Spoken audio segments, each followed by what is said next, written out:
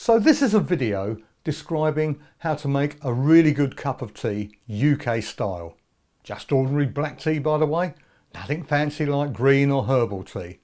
Now, I'm not going to claim that what you will see here will be your idea of absolute perfection, as everyone has their own ideas on exactly what that is when it comes to tea. This is mainly about avoiding and eliminating the very worst mistakes.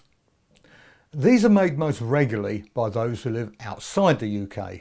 The culprits are often perfectly intelligent people, and yet they quite often not only generate weak and disgusting tea, but actually parade it as British tea. This cannot remain uncorrected. So if you're British, this video might provide you with some small improvements to your technique, but more likely, and perhaps more importantly, it may help you anticipate and hopefully block some of the more gross mistakes conjured up by those beyond our shores. As you will see, some of these are really beyond belief. If you're from outside the UK, particularly America, taking careful notes will surely win you even more affection from any British friends that you have.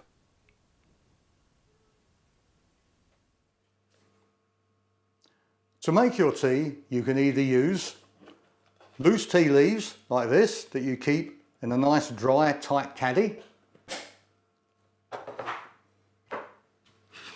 or tea bags, again you keep in a nice dry container.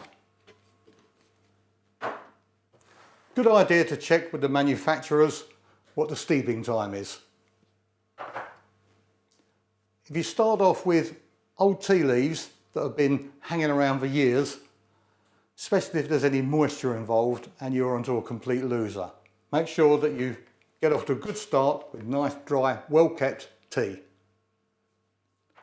A very important part of the tea making process is to make sure that you use fresh, fully oxygenated water. So make sure you let the tap run for a little while and then fill her up. A really common mistake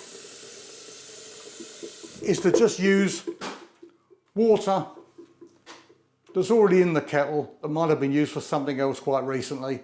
That's a mistake, because then the water will have already lost quite a bit of its oxygen and therefore you'll just end up with a poorer product. Fresh water in the kettle. Okay, so before I actually take you through the process of making tea, I'll just mention one or two things that you cannot do. You cannot take tea that you've made maybe a few hours ago or the previous day and reboil it on a stove or a microwave and then strain it, add milk to it and call it British tea. No, I don't know what that is. I'm not even sure it's a drink, but it's certainly not British tea, okay? Don't do that. Empty the teapot, wash it out and start again from scratch. Okay, so I'm now going to show you how to make tea in this nice freshly rinsed teapot, and also how to do it directly into the cup. Pretty simple process, but a lot of people do make some bad mistakes, as I'll explain. So, if I was using a chunky china teapot like this, I would make sure that I pre-warmed it with some boiling water beforehand and then boil up some fresh for the actual tea. Here, with this one, that isn't necessary because any cooling will be absolute minimum. So let's get the tea leaves in the teapot. Now this part's very important. You'll see here that I'm going to make sure that I'm using what we call a rolling boil. This means that the water is going to be actually at boiling point when it hits the tea leaves. And that's crucial because if you don't do that, you will not get the full flavour. And there we go. It's on the rolling boil. Add it in.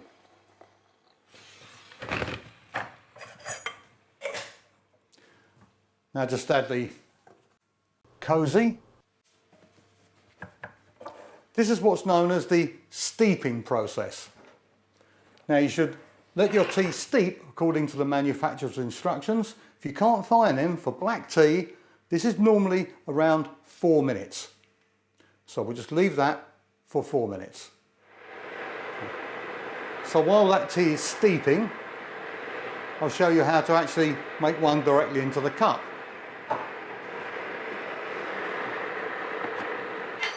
Take one tea bag, just drop it directly in,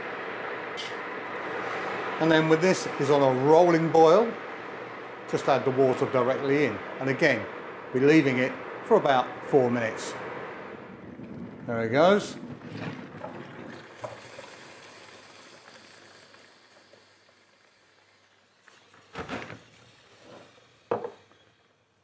So an important thing to note here is that whether I was making the tea in the pot or the cup, no milk involved yet.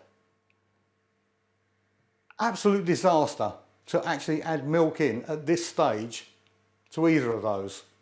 You'll just end up with a weak and disgusting product that is not British tea. Promise you. No milk until the steeping is complete. So the 4 minutes is up.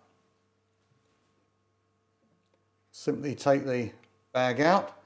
No need to squeeze the life out of the bag. You'll just end up with a less favourable blend of flavours if you do that. Let's take that out and then add the milk. That's the time to add the milk, at the end. There you have it, a perfect cuppa. Right, so now I'll show you how to make tea using the tea from the pot. Science tells us that you should, in theory, add the milk first. Because that way there's less chance of the hot tea scalding the milk protein and offsetting the taste a little. But you will find that an awful lot of Brits actually prefer to add the milk second. It's just a matter of taste. Now, when you're making it from the pot, give that tea a little stir, and then make sure that you use the strainer, unless you actually enjoy having tea leaves stuck in your teeth.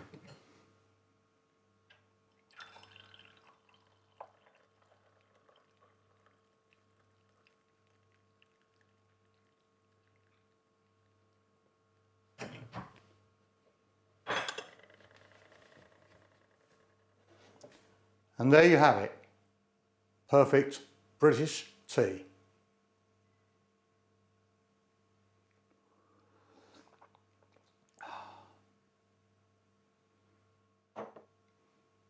So, just to recap, 3 main points to remember.